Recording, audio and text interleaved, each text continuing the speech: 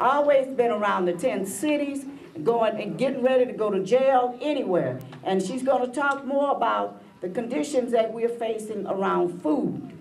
And I would trust no one with this analysis but someone like Nida Dona or Michelle Tingling Clemens, who has been in this situation a long time. Here's Nida Dona.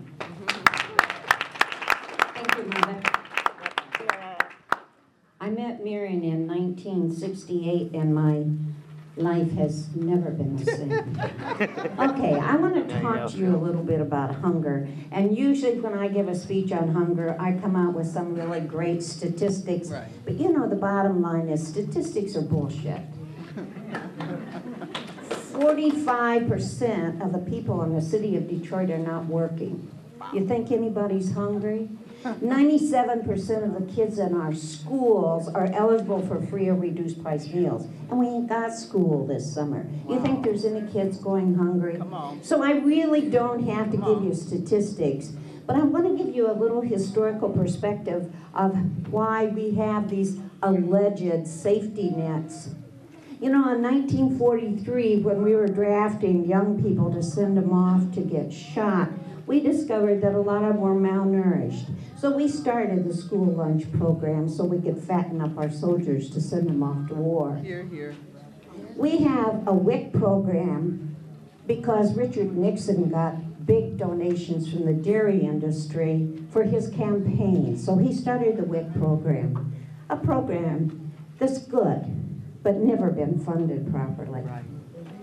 We have a school breakfast program because the Black Panthers had a school breakfast program and were feeding kids long before our government. But when we started breaking up their meetings and shooting them, we decided that we needed to have a school breakfast program as well. When you look at why we have a food stamp program that's based on the thrifty food program started 70 years ago, never meant to feed a family for more than a few months in an emergency. A program that tries to make us feel like we're failures because we can't live a month on what they give us. That has to tell us something. This whole historical perspective of what the government is going to do or not going to do for you is based upon what you do. It's not based upon what the government is generously going to give to you. And you all know this saying that nothing changes without force. And unless we force change, we will go on being hungry in this country. Now, I know of maybe 2 or 3 people who are elected officials who know what it means to talk about hunger. For those of you from Ohio, there's a guy named Dennis Kucinich who has always pushed for full funding for every program that can feed people. But the bottom line really is we need jobs. We need to feed ourselves with whatever we want to eat. We don't want the government telling us that you can eat this, but you can't eat this. We want to take back our country so that the people who produce the goods and services in this country are the people who decide how this country is run. Thank you.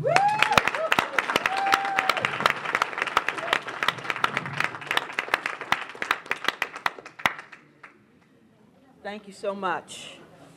Our next speaker is from West Virginia, and I'll just call him Chicago. Is that okay? Yes, ma'am.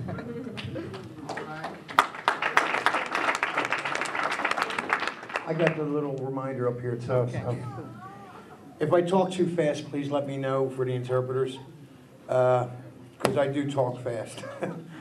My name is Chicago. I come from Philadelphia, and I'm in West Virginia. Figure that out. I'd like to introduce my good friend up here. He's been taking pictures of me for the last couple of years, and he's a great photographer. And I don't know if Sherry remembers me, but I was with in Kensington when they had the 10 cities. And I grew up in Kensington and Philadelphia. And Miriam, she's my mother. I hate to say that, but she is, you know. Don't want to put her age out there. But I'm here to talk about West Virginia and the coal miners and what the effect of it is. I got a little note up here. I'm going to use my cheat sheet because I moved to West Virginia about a year ago. And then 5 months later, they say, well, guess what? You're speaking at a social forum about coal mining. And I'm saying, oh, great. I'm a taxi cab driver. So do you see the irony in it? I don't. It's not funny. And I'd like to dedicate this little thing to my mom, too. She just passed away last Friday. So what I say, if I get confused, I apologize. So I got my little cheat sheet here. It says I'm supposed to talk about what I saw in Detroit last night. I came in Sunday, and what I saw yesterday really touched me. It killed me. It made me physically sick. I wanted to throw up. I wanted to jump out and smack all the white people I saw. I wanted to slap myself. Because, you know, actually, it's a shame what my people are doing to Detroit. And I can actually say that. I grew up in a middle-class neighborhood, with which is now not a middle-class neighborhood. It's a little Detroit. Run-down houses, empty lots. I took my fiance to Kensington because I'm still proud to be from Kensington. You know, and you know, I gotta say that. I'm proud to be from Kensington. And you know, I lived at a little street. 1 minute, okay. I lived at, well, we won't even tell you that, but let me tell you something. If you want to learn more about Kensington, see me, and I can tell you all the things about Kensington. But what the difference, I mean, what does miners have and Detroit, the same thing as Detroit?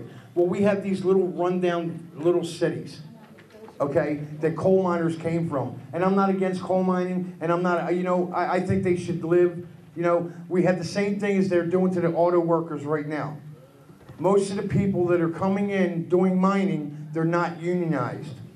And I'm a real big, strong union guy, okay? I came from a taxi union in Philadelphia. I'm still a taxi union member. My family were members of unions. I believe in the unions. And that's what's happening to this country.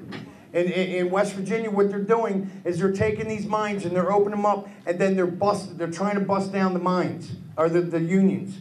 And they're trying to keep them non-unionized, so they don't have to worry about the safety, so they don't have to pay the people the right money, so they don't have to do this. The last 3 mining disasters, all the people that were killed in the mining disasters were non-union. We just had a big disaster back in April where 33 people were killed. 2 survived. One's in North Carolina. They had to send him to North Carolina to get rehabilitated, and he's still not up to par. We'll never know if he'll be up to par. And one had to go back to the mines the very next week, so he can feed his family. Now, what is wrong with this country when we got to do this? You know, we blame the Democrats, we blame the Republicans, we blame this, it's our fault. It is our fault. It's my fault. It's your fault. Because we're not doing nothing about it. We're sitting back saying, I gotta take it, I gotta take it. We don't have to take it. We don't have to take it, and it's time's up, and I just have to say, down with capitalism, down, down, down. I learned that a long time ago. So when I say it, I want you to say down. Down with capitalism, down, down, down. Thank you.